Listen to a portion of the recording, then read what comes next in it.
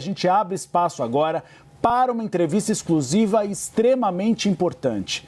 Nós recebemos em nossos estúdios em São Paulo o ministro de Minas e Energia, Alexandre Silveira. Ministro, muito obrigado pela presença aqui no Bastidores CNN. Gostaria de começar essa conversa falando sobre uma negociação que acontece nesse momento no setor privado. O encarregado de negócios dos Estados Unidos no Brasil tem falado com o setor privado sobre a possibilidade de negociações em relação a metais raros. A gente está falando de lítio, a gente está falando de nióbio. O presidente Luiz Inácio Lula da Silva ontem fez um discurso muito duro, dizendo que eles não vão pegar nossos recursos naturais. O governo brasileiro tem chances de negociar com os Estados Unidos pelo menos algum tipo de exploração e desenvolvimento desses metais raros em troca da não imposição de uma tarifa de 50%? Primeiro, boa tarde, Tainá, boa tarde, Olívia. É uma alegria muito grande poder falar com brasileiras e brasileiros mais uma vez através da CNN. Destacar que o Brasil não pode admitir, em hipótese alguma, ser recolonizado. Nós estamos preparando uma política de minerais críticos para esse segundo semestre, que vise defender o interesse nacional, é claro, recepcionar capital de qualquer parte do mundo. Nós já recepcionamos capital árabe, capital chinês, capital russo e também capital americano em várias áreas do setor de Minas e Energia, no setor de petróleo, gás, biocombustível. Os americanos, a Petrobras é uma empresa que tem capital aberto, inclusive na Bolsa de Nova York, com o capital dos americanos. Então, o diálogo permanente com o mundo inteiro é característica do Brasil. Esse diálogo é que vai fazer construção a favor da melhoria da qualidade de vida e, em especial, combate à pobreza, miséria, fome de brasileiras e brasileiros. E nós estamos preparando uma política dos minerais críticos com esse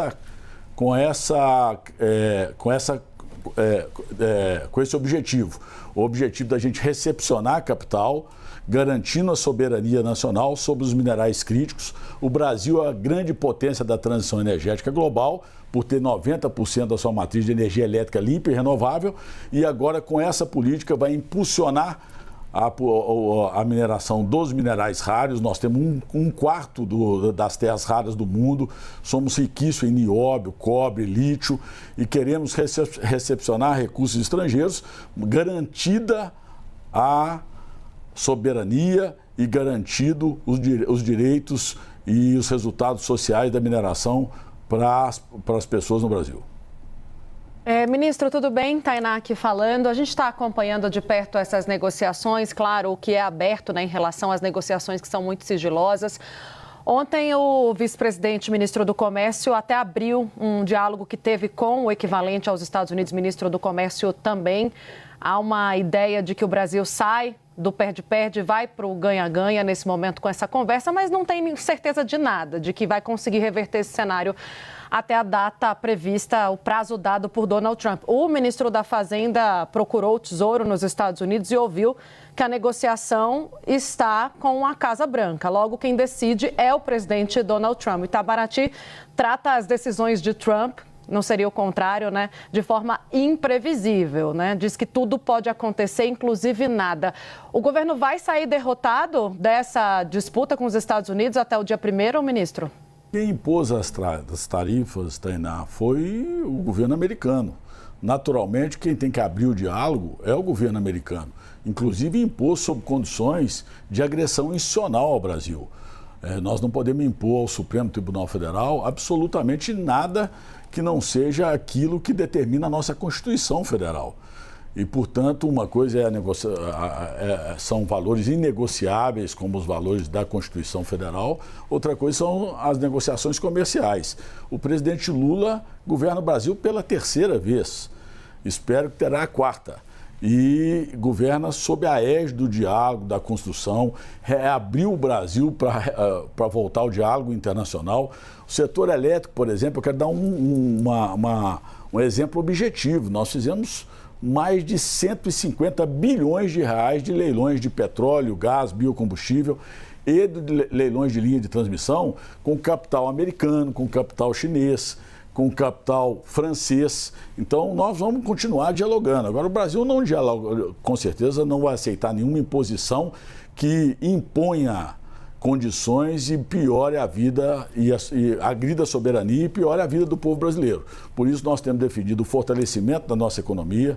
O presidente Lula já se manifestou por diversas vezes que espera a abertura do presidente Trump para dialogar, e esse é o caminho que nós vamos construir, mas com certeza sem ganhadores e sem perdedores, a favor do povo brasileiro. O senhor disse, então, que o Brasil não aceita imposições do governo dos Estados Unidos. Havia uma negociação anterior em relação a esses metais raros, ministro, na época de Joe Biden, que os Estados Unidos poderiam investir, por exemplo, em indústrias aqui no Brasil para transformar essa matéria-prima em um bem manufaturado, até para exportar a bateria de lítio, a possibilidade de utilização do nióbio em alguns outros produtos brasileiros mais enriquecidos. Essa negociação pode ser retomada e mais, qual é o ponto de honra dessa negociação para que houvesse um acordo com os Estados Unidos? Nunca foi paralisada essas negociações. O Brasil está aberto às suas companhias, às suas empresas, aqueles que têm direitos minerais no Brasil, está aberto ao capital estrangeiro. Claro que nós estamos construindo uma política mineral que venha preservar a nossa soberania e que venha trazer resultados sociais para o povo brasileiro. Por exemplo, o lítio do Vale de Jequitinhonha, ontem eu tive a alegria de estar com o presidente Lula em Minas Novas, nós precisamos de explorar de forma sustentável o lítio ali e precisamos deixar resultado para aquela comunidade. Essa é a política mineral que o presidente Lula determinou que fosse desenvolvida e é a política que nós vamos apresentar ao Brasil no segundo turno. Uma política que atraia investimentos, seja investimentos americanos, chineses, franceses, russos, mas que preserve a nossa soberania, o nosso direito sobre o nosso solo e subsolo e preserve e busque efetivamente fazer com que a mineração sustentável e segura deixe resultados efetivos para as comunidades, partindo do pressuposto que nós todos sabemos, partindo do pressuposto do reconhecimento nosso de que a exploração mineral é uma exploração que não é renovável. Se tira o minério apenas uma vez, uma grande riqueza. Então é tirar e deixar resultados para a comunidade onde há essa exploração. Então, pelo que eu compreendo, ministro, o Brasil está disposto, sim, não descarta a possibilidade de um acordo com os Estados Unidos, desde que os Estados Unidos garantam uma estrutura, pelo menos no Brasil, e que esse investimento dos Estados Unidos nesses metais raros se converta em benefícios para o país, é isso? O Brasil quer desenvolver uma política mineral que efetivamente possa desenvolver a cadeia no Brasil, a fim de que a gente possa gerar emprego, renda, desenvolver e manufaturar na medida da competitividade, os minerais no Brasil. Essa política que está sendo desenvolvida, discutida com o setor privado, nos moldes internacionais, buscando as melhores práticas que nós temos no mundo, discutida com o IBRAM, discutida com a sociedade civil organizada, discutida com as comunidades que hoje no Brasil, eu sou do estado de Minas Gerais, o estado minerador, discutida com as comunidades, a fim de que a gente recolha todos os apelos sociais e possa fazer uma política que efetivamente tenha como resultante a melhoria da qualidade de vida do povo brasileiro.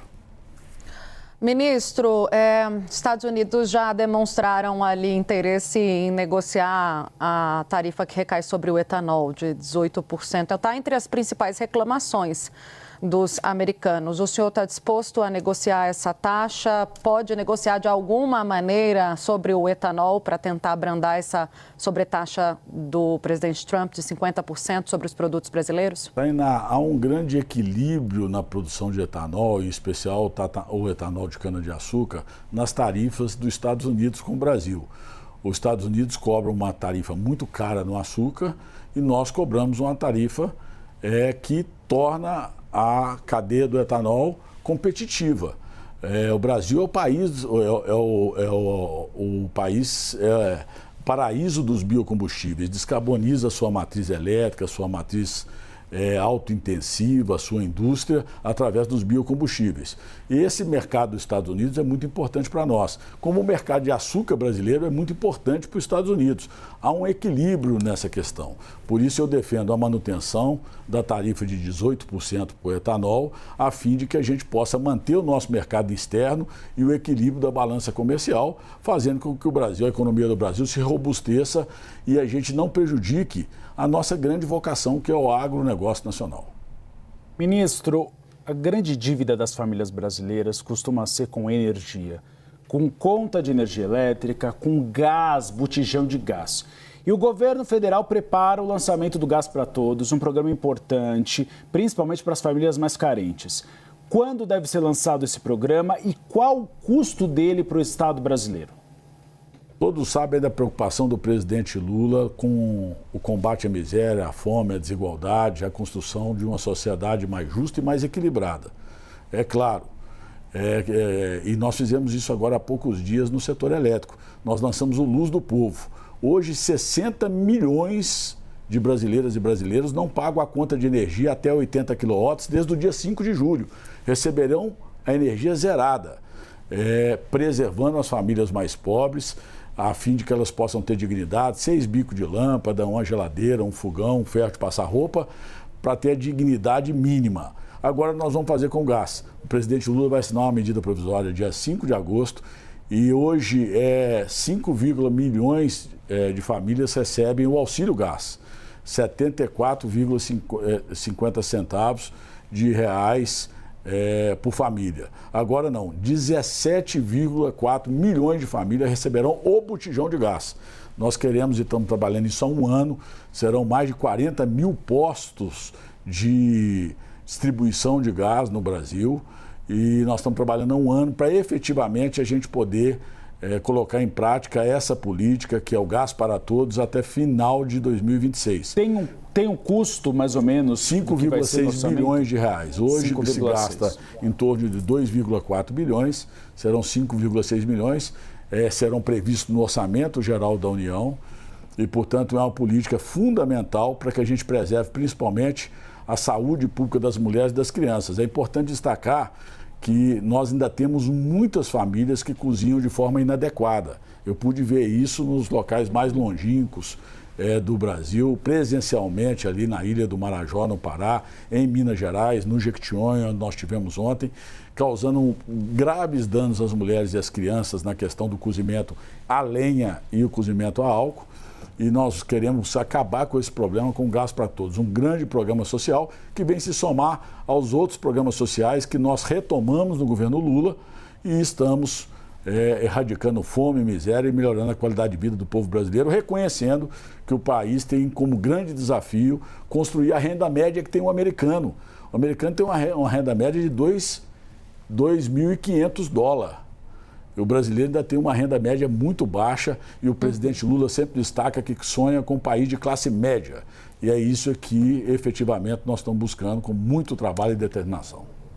Queria abordar contigo também, ministro, o leilão do petróleo, que está incluído pela equipe econômica nas contas de 25, salva as finanças públicas com uma receita prevista em quase 15 bilhões. A previsão, quando é do leilão, seria novembro mesmo? Não convém deixar para 2026, quando o desafio das contas é maior? Não, receita adicional será em novembro, nós trabalhamos para isso. Graças ao superávit que nós tivemos nos leilões até então de petróleo, esse ano nós tivemos condição de liberar 10 bilhões de reais a mais no orçamento, a fim de que a gente faça as políticas públicas adequadas de estrada, de rodovia, de saúde. E agora, com o leilão de dezembro, a gente vai poder fazer essa previsão de forma mais acentuada para o ano de 2026. E 2026, a gente fazer os leilões de oferta permanente, a fim de que a gente possa arrecadar entre mais 25 e 30 bilhões para ajudar o Ministério da Fazenda a equacionar esses programas e tantos outros fundamentais para a melhoria da qualidade de vida da nação brasileira. Ministro, vou chamar o Vitor Irajá, nosso analista de política e economia, para fazer uma pergunta. Ministro, muito boa tarde. Ministro, a gente acompanhou exatamente essa pressão no IPCA 15 hoje, da variação do preço da energia elétrica, e a gente tem, a partir daquela derrubada da série de vetos feitos pelo presidente Lula, de jabutis, naquele marco legal da energia eólica offshore, o impacto de um incremento na conta de luz da população de mais de 500 bilhões de reais até 2040. Eu queria entender como é que o governo planeja exatamente mitigar esse impacto e queria entender se há uma perspectiva também de judicializar essa questão. Sim, nós não transigimos na questão da justiça tarifária e da justiça tributária. Esse é o rumo dado pelo presidente Lula. e nós vetamos aquelas emendas que vocês chamam de jabutis. As emendas os vetos foram derrubados pelo Congresso Nacional. Nós tomamos imediatamente uma medida, que foi a expedição de uma medida provisória, eliminando os pontos mais nevrálgicos que impactariam a conta de energia do povo brasileiro. E caso essa medida provisória não avance, nós podemos, dentro do campo democrático, dentro do jogo da democracia, naturalmente judicializar. O que nós não podemos admitir é o acréscimo de custos adicionais que não respeitam o planejamento na conta de energia da classe média, da indústria, do comércio. A energia é um insumo fundamental para o desenvolvimento nacional. Nós preservamos as camadas mais carentes com luz do povo, e agora queremos que esse insumo se torne cada vez mais suportável para que a gente crie o ciclo virtuoso da economia, que é o único caminho para se combater efetivamente a desigualdade de forma sustentável. Obrigada, ministro Alexandre Silveira, ministro de Minas e Energia, conosco no Bastidores CNN, trazendo esclarecimentos sobre essas negociações com os Estados Unidos em relação ao tarifaço e também sobre as políticas públicas no Brasil. Até uma próxima, ministro. Muito obrigada aqui pela conversa. Eu que agradeço, Tainá. Obrigado, ministro. Espaço aberto para o senhor, também ao Vitor Irajá.